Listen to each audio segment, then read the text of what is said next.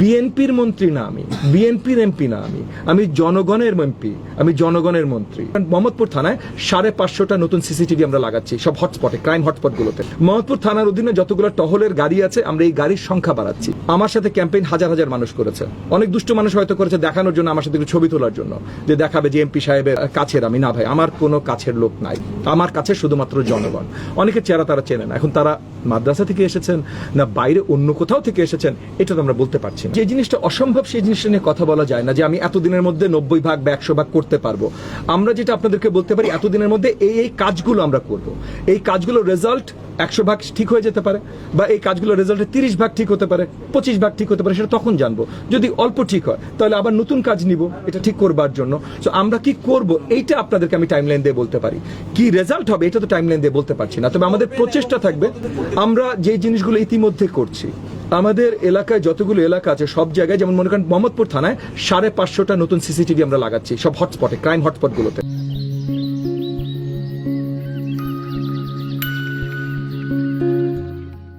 বসিলাতে police camp করছি, ওখানে বড় একটা আপনার ফোর্স রাখার ব্যবস্থা করছি। আমরা আরো অনেকগুলো বিট অফিস করছি, মানে পুলিশ বক্স বলেন যেটাই বলেন। সো মোহাম্মদপুর থানার অধীনে আরো 20টার অধিক আমরা বিট অফিস করছি, যে জায়গাগুলোতে মানে ইন দ্য সেন্স যে পুলিশ বক্সে কিছু সারাক্ষণ পুলিশ প্রেজেন্স থাকবে। মোহাম্মদপুর থানার অধীনে যতগুলো টহলের গাড়ি আছে আমরা এই গাড়ির সংখ্যা বাড়াচ্ছি, বাইকের সংখ্যা বাড়াচ্ছি।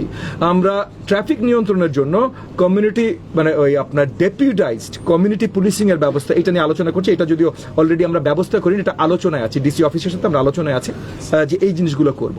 সো আমরা সিসিটিভি ক্যামেরা লাগাচ্ছি, আমরা এলাকাবাসীদেরকে অন্তর্ভুক্ত করছি, আমরা পুলিশের টহল সবকিছু বাড়াচ্ছি, এবং চাঁদাবাজি বা সবকিছু নিয়ে আমরা জিরো টলারেন্স নিয়ে আসছি। ওই যেটা বললাম, যে এই যে গতকাল যে একটা ঘটনা ঘটেছে, আমরা পরিষ্কার বলে দিয়েছি আমার সাথে ছবি আসে যায় না।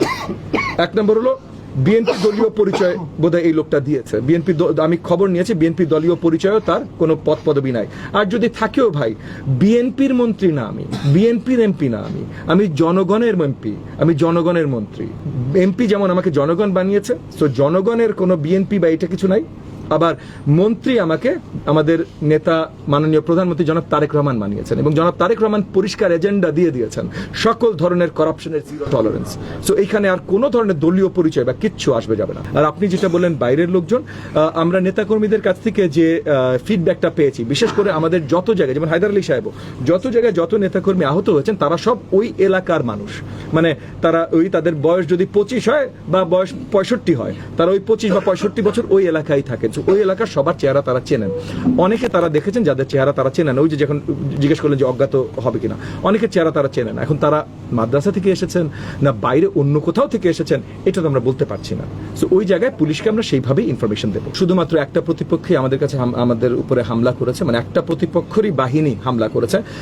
আপনারা যারা নির্বাচন কভার করেছেন তারা জানেন যে আসলে কন্টেন্ডার 2 জন ছিল, আমি ছিলাম এবং জামাত ইসলামের কোয়ালিশন থেকে ছিল, শুধু 2 জন ছিল, বাকি কেউ কন্টেন্ডার ছিল না। মানে ওনারা প্রার্থী ছিল কিন্তু ওনারা তেমন ভাবে কন্টেনশনে ছিল না। সো এই জায়গাতেই দ্বন্দ্বটা শুরু হয়েছে, এবং আমাদের আহত কতজন হয়েছে এটার তালিকা আপনাকে আমি বলতে পারছি না, তবে হসপিটালাইজড 100-র অধিক হয়েছে।